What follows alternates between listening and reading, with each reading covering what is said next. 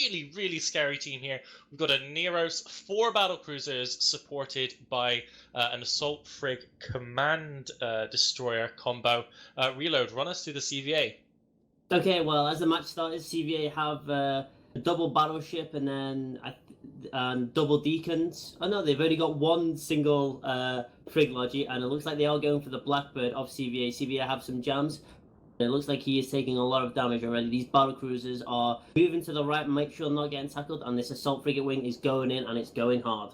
Yep, gems are going onto the battlecruisers, but CVA have a ton of hybrid-based damage going against an Neros logi. That's going to be so difficult, as we said in the last match.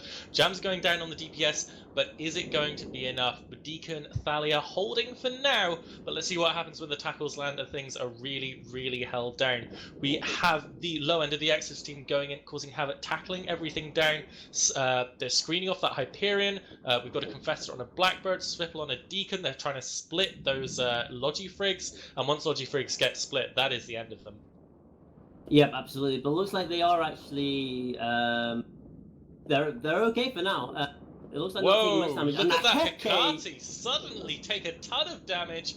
Really got to be on top of your reps there, Neros, buddy. But he does manage to catch his belly. But no, ooh, be in defense mode. You need it. You need it. Oh, it's structure. He's desperately trying to hold on. Wave Dragon doing the best he can to mitigate damage by flying around. Looks like he's just starting to hold again for now. But boy, was that close. Yeah, and it looks like the Thalia it just got deleted by the Exodus battlecruisers. Looks like they got jammed and they just quickly nuked that Thalia like just at 0 straight away. That Hecate being so close is now pretty safe right now. He's probably in defensive mode, screaming at his nearest pilot to keep him repped, and it looks like the Deacons and the Frig Logi for CVA are just down now. There he is, game over. Yeah, we've got the Deimos and the Hyperion for CVA just chasing after this Hurricane fleet issue that just absolutely could not care less, pulling 2 short-range blaster ships away from the rest of the fight, leaving the rest of the Exodus team to just clean up what's left. Blackbird now taking a ton of damage. Oh, as I say that, the Deimos and the Hyperion turning back round to go in, realizing that they are needed in the center, though it may be too late. Blackbird going down. I assume that Falcon is going to be next. Yep, there it goes through shield.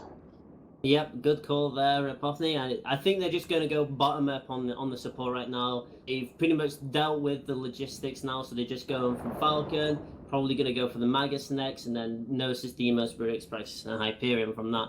And Exodus, a little scary at the start there, but looks like they have quite stabilized a little bit. The Harbinger Navy issue is taking quite a bit of damage. I think the Neros is not. Oh no, he's not jammed. I don't think he's. I think he's not just He's chilling, He's in half armor right now, and looks like he's gonna get some reps. Yeah, no problem. He's getting reps now.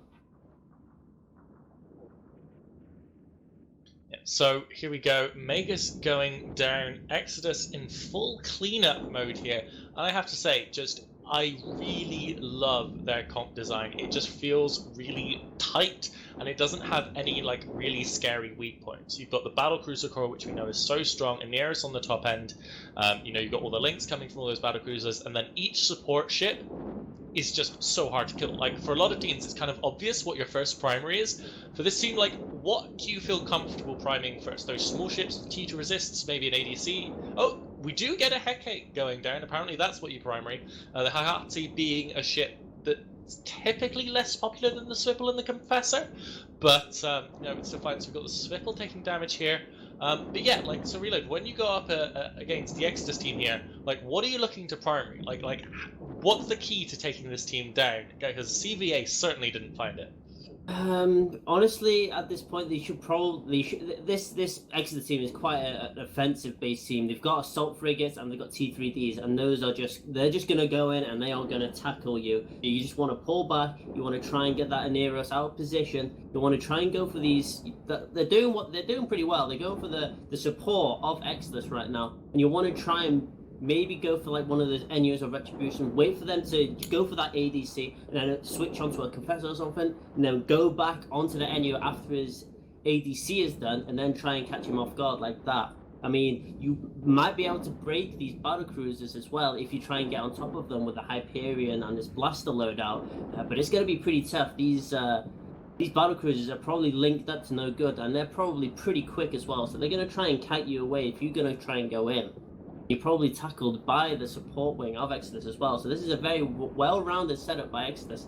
Demos going down on CVA. Yeah, I mean, CVA did take a couple kills with them, Hecate and Swiffle, better than Odin's Call did in the last match we casted. So we're going to have CVA dropping down into the losers bracket, and Exodus. Let's see who Exodus will be going on to face. Exodus will be going on to face the winner of No Handlebars against Moist, which, No Handlebars, I do love that team. They love their MJDing battleships. But I think Exodus is going to be the strong favourite in that match, both based on reputation and from what we've seen from Exodus State. Ooh, that Harbour Navy getting it low, all killed. I'm really struggling to understand how Exodus are in fact losing ships, because there's so much less DPS on them, but the Aneros is doing nothing apparently. Yeah, I was gonna say these two battleships alone have done more work than the entire enemy team of CVA. Like, when the entire team of CVA was on field, they got a Hecate into half structure, but when there was only two battleships, they killed a Sweeple and a Navy Harbinger. So maybe the Aneros is asleep. I mean, Mr. Falcon, I know he's Australian time zone, so he might be falling asleep, but either or, there's a Hyperion left now. He's tackled a scrum. Looks like the Aneros has woken up and he is repping his support just fine. Yeah, it's a great flight, Exodus. A little wobble towards the end, but plenty strong enough to win the match against CVA. They're going through the next round. CVA dropping down. I'm not sure if we already know who CVA will be facing down there. I'll have a quick look at the bracket here. That was match 19, so they will be going up against the loser of match 20, and that match 20 is No Handlebars Moist. Yeah, so CVA will be facing the losers of No Handlebars Moist, Exodus facing the winners, and we will hopefully have those matches coming up for you soon. However, next match on our list for today is, in fact, No Handlebars Moist, so we will be bringing them to you after this commercial break, which we'll be going to shortly as the Hyperion finally goes down.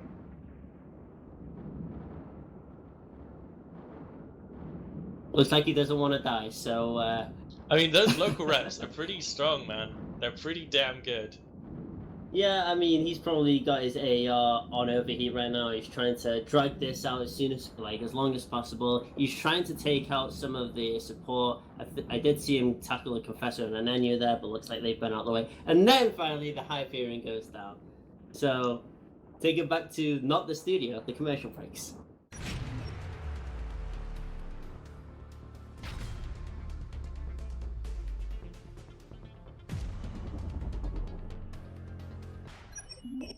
For good fights, make it brave.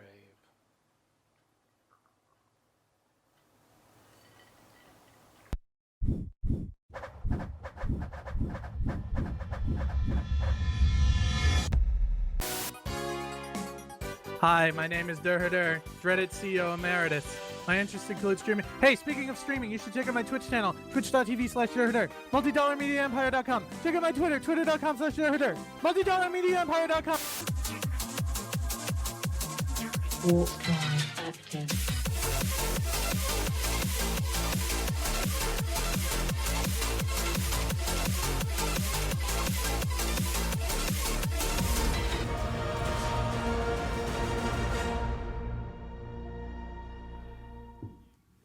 Hi guys, welcome back after that exciting match there. That was CVA, unfortunately, losing to Exodus there, but it looked like it wasn't a complete stomp. CVA held on for quite a while. They took some Exodus guys down with them, but that does kick CVA down into the losers bracket, along with a couple of other teams so far. Now, one of the ways you can get involved at home with us here in the studio is you can predict the outcome of every match.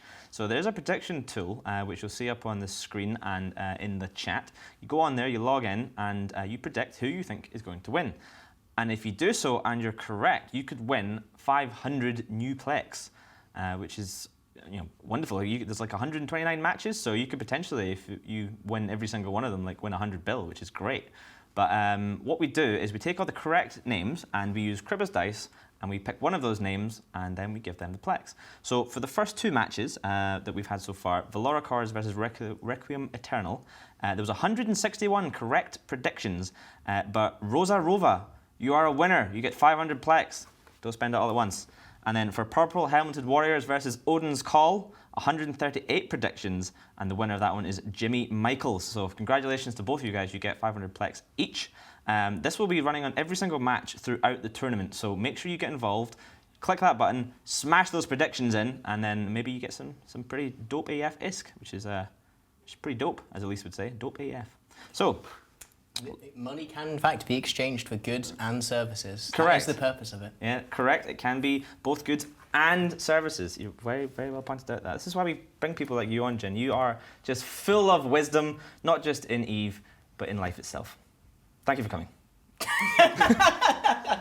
So I don't know how you said that with a straight face. That's impressive. I'm a hardened professional. I have done this before. Anyway, so let's get on.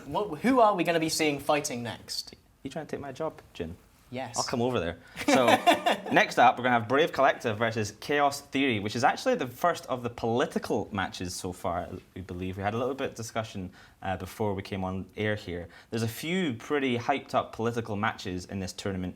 I'm most looking forward to the Try versus Test match later on. I think that's going to be hotly contested. Perhaps we can maybe get the two alliances to agree whoever loses that one maybe stops shitposting on Reddit for a week. So maybe you guys discuss amongst yourself. ProGod, Overdose, maybe hash that one out, have a little handshake, and then maybe RE will be less cancerous for a week. That would be lovely. But this is the baby political match. This is Brave Collective versus Chaos Theory. So, Jen, tell me a little bit about the Brave team. Yeah, Brave are actually a team that have done surprisingly well in past tournaments. I actually did a video on them for AT14 because I wanted to point out some of these teams that don't necessarily have the best tranquility, reputation for like individual pilot skill.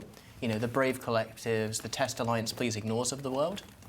You know, Brave has historically actually had a very good AT team. Not, you know, top 4, but easily top 8, top 16, that kind of range. Would you say that's about? Yeah. Yeah, and as such, I really look forward to seeing what they bring again this year. They've always had very solid takes on the meta. They've never really innovated outside of the box, but they've always been able to nail roughly what the main teams bring, and that's obviously no mean feat. Yeah, I think the Brave team lost a couple of key people this year, unfortunately. Yeah, Naruto Social Club Corporation, that was sort of the main core of their AT team. John Liwang was their captain. Mm-hmm. And so with that group gone to Skill Yourself, which was already a strong team, that might actually be one of the strongest teams in the tournament this year. We're questioning sort of how good is Brave going to be. An interesting thing about Brave, though, is they have the only Golem flagship in the tournament and one of 3 Marauders. So it'll be interesting to see if they choose to bring that on the field. Yeah, especially against a team like Chaos Theory, who have some solid potential as well. I mean, Jin, you said earlier on, obviously they're fighting in a war at the moment, but who are Chaos Theory? Chaos Theory are an alliance specifically that I don't know a great deal about, but they were originally part of Guardians of the Galaxy. I'm not entirely 100% sure if they are part of them right now, as they did take some sort of somewhere else, I think. But anyway, they're a part of Guardians of the Galaxy. Guardians of the Galaxy are at war with Goons, the Imperium. And obviously the Imperium is aligned with Legacy, and who happens to be in Legacy? That's right, it's Brave Collective. So we're actually seeing 2 like hostile alliances here with, you know, skin on the game in tranquility, face off against each other in an AT match. And I think that's great. Yeah, I think there's certainly a lot of potential for both teams here, and I do enjoy when there's like sort of a backstory and a political thing behind it. Sometimes you get these teams that sort of the famous rivalries that go out through, you know, not just TQ but also previous Alliance tournaments. Obviously, teams like Pandemic Legion have a number of rivals in the Alliance tournament, teams that they've faced up against throughout the years. PL, obviously, a very solid team. Now, one thing that we should actually mention is we did speak briefly about the Skill Yourself team, and that is that 5 teams actually got a bye coming into today. And that's because they were the first 5 seeded teams, and the number of teams in the tournament is less than 64, so they were awarded a bye. Now, that means that they have that 1 win in pocket already, so that's a really good place for them to be. And a team like Skill Yourself, who came 5th, got that bye, have a bunch of the guys from Brave Collective last year, that could be a really solid team. Like, that could be a really good team. Yeah, and the reason why buys are important is something that's very specific to the AT, where you don't want to give away information of ships that you have looked into specifically. You're always trying to not show your best possible comp until the last moment. Yeah, so This is a double elimination tournament, which means that you can afford to lose 2 matches before you get kicked out completely. Now, you lose one, you drop into the losers bracket, where you could have a run through hell to get all the way to the final. However, every single Alliance tournament for the last, I think all of them, the losers bracket has actually been the one that won the whole thing, apart from one. Winners bracket curse, yes. Yeah, the winners bracket curse. This is what Elise Randolph told me the other day, and I was amazed. I thought this was a fantastic stat. I'd never heard this one before. So perhaps the strategic way is to drop down into the losers bracket as soon as possible and then just cruise through. Now, obviously, Hydra had that run last year after getting knocked down into the losers bracket, and then went through 17 matches to get to the final, which is an incredible amount of matches. In theory, you could get to the final of the winners bracket with 5 if you have a bye, which is also pretty incredible. But yeah, this Alliance tournament just could be anything. Anything could happen. It could all go wild. Oh no, absolutely. I really look forward to seeing what these next matches bring. Me too. Now, speaking of the next matches, perhaps we should have a little bit of prediction and chat about them. So we talked a little bit about the old Brave team and the Chaos Theory currently on TQ, but we haven't talked about what we think they might do. Now, you did hint that, you know, a lot of AT is about hiding what you have, and these are both pretty competent teams. So if you're, let's say you're the captain of Brave, Jin, and you think, this is a solid team. Do I bring my A game and show it, or do I bring something a bit more conservative that I think is not as good, but I'm going to keep something in my back pocket? What do you do there? I think for Brave Collective, the best play would be to stick with roughly what everyone else has done. Like the level 1 of the meta of this Alliance tournament, which is pretty clear. It's Leshak, it's Praxis, it's some armor support, it's get up in your face, put all the DPS onto their logistics can't tank, you win the game. And Tony, anything to add to that? Do you think it's going to be the same, or? Oh, we did see Exodus actually bring a more traditional AT-15 comp in that last match with the 4 BCs backed up by 3 tactical destroyers, the logistics, and 2 dope AFs, the NU and the Retribution. So yeah, it's actually been really interesting to see the AFs come back into the Alliance tournament. They were gone for so long because of T3Ds, but this assault damage control and the points chains have combined to really make them a potent force. I expect to see many Vengeance going forwards. Oh yeah, the assault damage control on hacks as well is going to be a really powerful addition to the Alliance tournament this year. Specifically, Tonya, why don't you tell us exactly what it is and why it's so important, especially in a tournament setting? Yeah, so the assault damage control is an activatable module, and while it's active, it increases your resists on hull, shield, and armor by 75%, which essentially means, in layman's terms, you take 1/4 of the damage you are taking, and it lasts for about 12 to 15 seconds, depending on the meta level of the damage control. Cool. Well, speaking of it, let's do a quick round of predictions. Brave Collective versus Chaos Theory. I'm going to back up my boys in Brave here, and I'm going to say that they are going to be the guys that take this. Jin, what do you think? Brave or Chaos? I'm going to pick the outside chance, and I'm going to go for Chaos Theory. I think that we might see an interesting upset here. You know, Brave's lost a lot of members. I think Brave might try and do something special and mess it up. Okay, and so Tony, are you going to break the tie here? Yeah, I would really like to see Chaos Theory win because they have a flagship Praxis, only 1 of 2, but Brave also have the only flagship Golem, so I think I'm going to go with Brave because I really want to see a Marauder flagship brought to the tournament. Excellent. Well, let's find out by handing over to our boys in the booth, Elise and the Basilisk, for this next match.